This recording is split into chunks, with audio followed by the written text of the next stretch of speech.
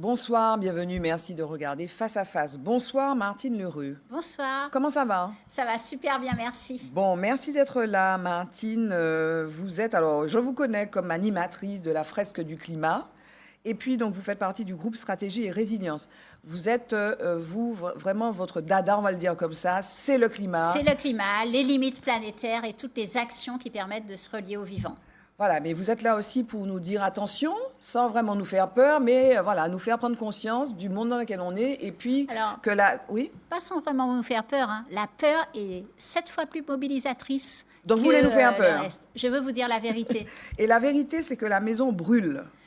La maison est vraiment en très mauvais état, Barbara. Oui. À la fois le vivant et tout ce qui nous entoure. J'ai fait l'habitude de... J'aime bien parler des limites planétaires. Oui. Sur 9 limites planétaires, la dernière fois que vous m'aviez reçu, on Oui. en avait dépassé 6. Oui. On est en passe de dépasser la 7e qui concerne l'acidification de l'océan. Donc D'accord. tous les signaux sont vraiment au rouge, mais au rouge fluorescent. C'est pour ça que vous habillez en rouge, Barbara, et c'est très bien. alerte. Et c'est mieux que le vert, là où on est. Bon, donc je vous ai demandé de venir pour qu'on parle de 2 COP. Oui. Alors moi, je suis un petit peu égarée parce que je pensais qu'il y avait juste la COP, alors depuis Paris, COP 21 2015. Là, on va faire la COP 29, donc en Azerbaïdjan, à Bakou.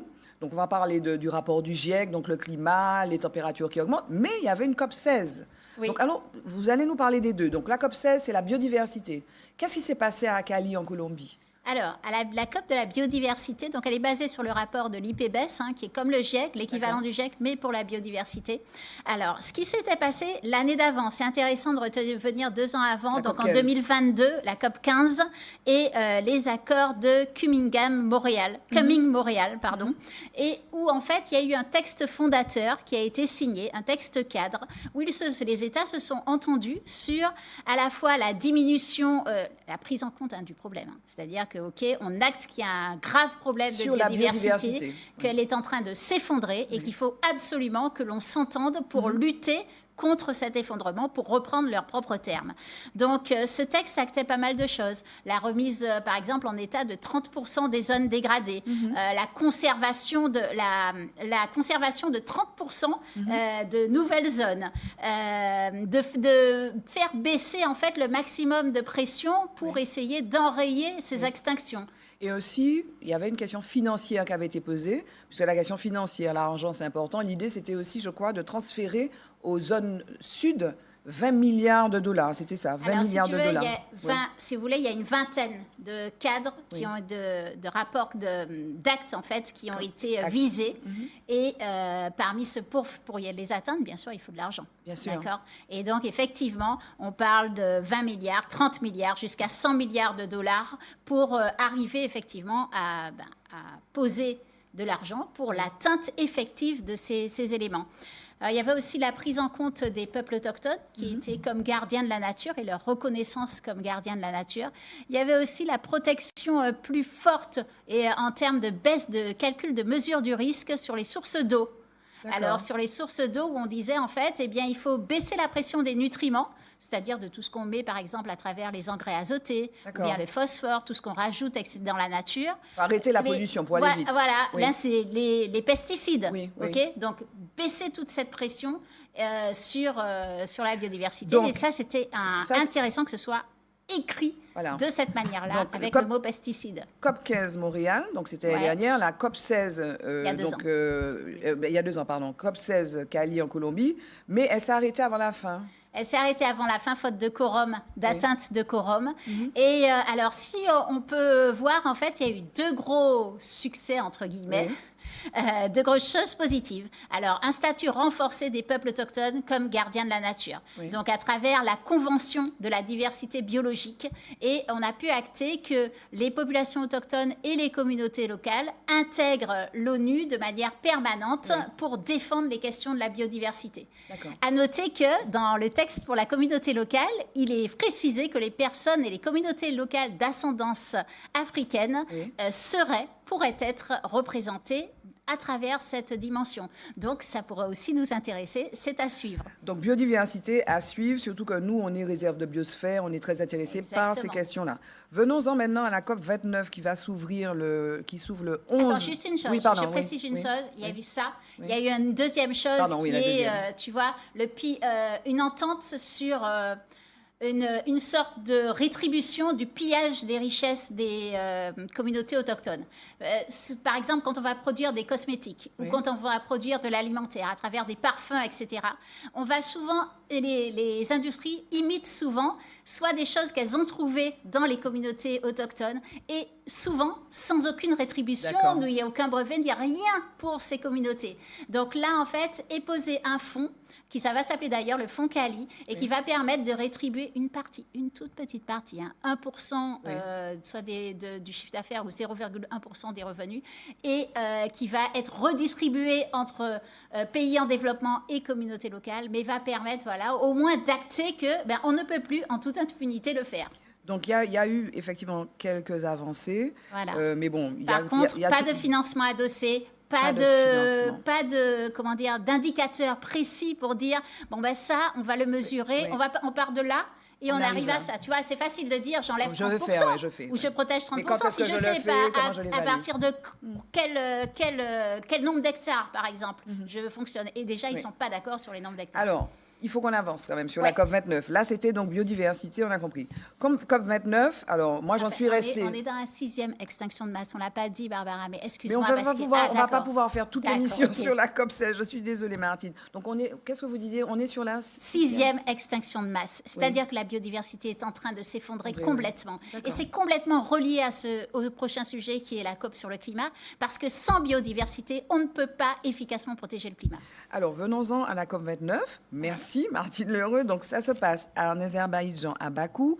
Donc, on en était resté. Donc, la mobilisation mondiale, etc., c'est la COP 21 2015 Paris. Les partis disent, voilà, il faut absolument limiter l'augmentation des températures, sinon c'est la catastrophe. C'est des catastrophes naturelles exceptionnelles. On a vu Valence, incroyable. L'Espagne est à nouveau en train d'être inondée aujourd'hui. L'Espagne... et ces phénomènes massifs, donc c'est l'érosion aussi, c'est le littoral, etc., etc. C'est quoi l'enjeu en Azerbaïdjan du 11 au 22 novembre? Parce que comme vous dites, d'habitude, vous dites le coup est parti. Le coup est parti, c'est-à-dire que... Alors, voilà, et là, on est en train d'aller, on ne va pas respecter les 1,5 degrés ou 2 degrés d'ici la fin du siècle. Donc, c'est quoi l'enjeu? Il y a plusieurs enjeux. On va définir le plus important pour l'humanité et pour la biodiversité dont nous faisons intégralement partie, je rappelle. Eh bien, c'est d'arriver enfin à trouver des solutions pour réellement limiter les gaz à effet de serre. Ce sur quoi les États se sont entendus, eh bien, on devrait arriver d'ici 2030 à moins 43% d'émissions de gaz à effet de serre. Pour l'instant, on est à moins 2,6%. D'accord, c'était l'objectif. D'accord. Donc, en fait, quand on dit moins, en fait, c'est pas c'est pas qu'il y a moins de gaz à effet de serre dans l'atmosphère, c'est qu'on en émet moins. Donc, si tu veux, au lieu de rajouter ça, on rajoute ça. Mais on rajoute toujours. C'est-à-dire que chaque année, ça fait ça, plus ça, un petit peu moins. Plus ça, un petit peu moins. Tu vois que cumulativement, il y en a de plus en plus et ça crée les catastrophes dont tu as parlé. C'est énorme parce que la perturbation du cycle de l'eau est vraiment au cœur des changements climatiques. Plus ça va, plus on a des gaz à effet de serre, plus à la fois le réchauffement sera important, donc les épisodes forts de canicule, de sécheresse, mais à la fois les épisodes de pluie très importants, très denses et moins facilement prévisibles, et puis qui font, on le voit tout de suite, des morts. Bien sûr. Sans parler de mettre une économie complètement à plat, des infrastructures complètement à plat. Effectivement, on parle assez rarement, on parle des vies humaines qu'on voit d'ailleurs, mais on parle assez rarement des conséquences économiques de ce réchauffement climatique. C'est quoi les conséquences économiques? Il y a une image sur Valence que j'ai bien aimée parce que tu vois, on voit pas mal de voitures complètement bouleversées. Et sur ça, on peut identifier des livreurs.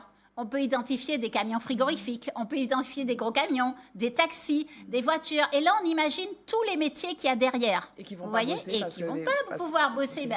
parce que soit ils ont perdu leur outil de travail, Bien sûr. soit ils ont perdu l'infrastructure qui leur permettait d'aller au travail, soit ils ont perdu leur maison. Et tu vois, tout cet ensemble de choses fait qu'on ne peut pas redémarrer une économie clac-clac comme ça. Et puis, il y a un autre fait quand on parle d'économie aujourd'hui, et d'ailleurs, on est un petit peu en plein dedans pour d'autres raisons. Ici, c'est la vie chère avec les destructions. Là-bas, c'est Valence, et puis l'eau, les inondations. C'est la question de l'assurance, de l'assurabilité, notamment en zones particulièrement exposées, comme nous, par exemple, Comme Martiniquais. nous, on a des Voilà. territoires qui sont de Ouais. moins en moins assurables et où les assurances, mais c'est clair, ne vont plus aller parce que, en fait, c'est la répétition qui fait que l'assurance ne va plus aller. Imagine un boxeur. J'aime bien cette image-là. Un boxeur, il prend un coup une fois. OK? Un très gros coup. Bon, ça va le sonner un petit peu. S'il prend 10 gros coups dans l'année comme ça, ça va peut-être rien lui faire. S'il prend les mêmes 10 gros coups en un combat, Oui. ça va le mettre à terre. Oui. Et tu vois la phrase, on va toujours s'adapter ou on pourra résister à tout, ben, c'est exactement ça. Non, c'est pas vrai parce que quand tu prends les 10 coups d'un coup, ben, l'assurance, elle va plus suivre. Tes infrastructures, il y en a qui vont plus du tout redémarrer parce qu'elles peuvent pas, en fait, subir 10 coups sans... être indemne. Martine, je veux absolument poser la question. Il reste à Oui. peine une minute, mais je veux poser ma question. Liée à cette actualité de crise de vie chère, là, et je sais que vous êtes très, très intéressé par la question, effectivement, de l'économie circulaire. On est dans ces thématiques de comment faire mieux, moins d'émissions, etc. Comment vous interprétez ce qui se passe? On dit on veut les produits au même niveau qu'en France. Moi, ça m'a percuté. Je suis allée revoir le projet qui avait été publié en l'an 2000 par M. Chamoiseau, M. Édouard Glissant, Berthem Juminaire et puis Gérard Delvert. C'était le projet Martinique qui disait il faut que la Martinique fasse de la production biologique pour qu'on fasse de la Martinique le premier pays biologique. Ou encore la mutation Martinique de García Malsa en 1992 qui dit pour un épanouissement de la Martinique, il faut revenir. Et puis, bon, qui fait la promotion de la production de nous, en fait, et sans nous enfermer. Comment vous analysez Il y a deux choses. Oui. La première, il y a une réalité. À chaque fois que quelqu'un va faire ses courses, c'est extrêmement cher. Et quel que soit, ça veut dire que derrière, la personne, peut-être qu'elle est obligée de cumuler plusieurs travails Bien sûr. pour juste pouvoir se payer à manger.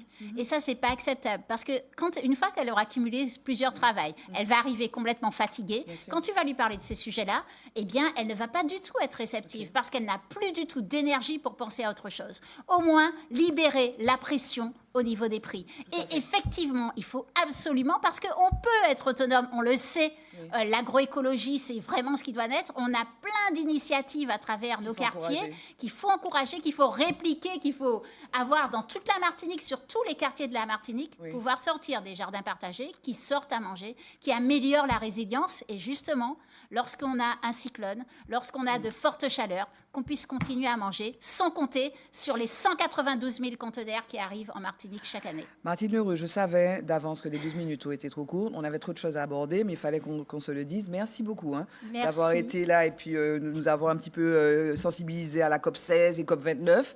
Merci beaucoup et merci à vous de nous avoir suivis. Je vous retrouve pour un prochain Face à Face sur VIA TV. Bye bye, à bientôt.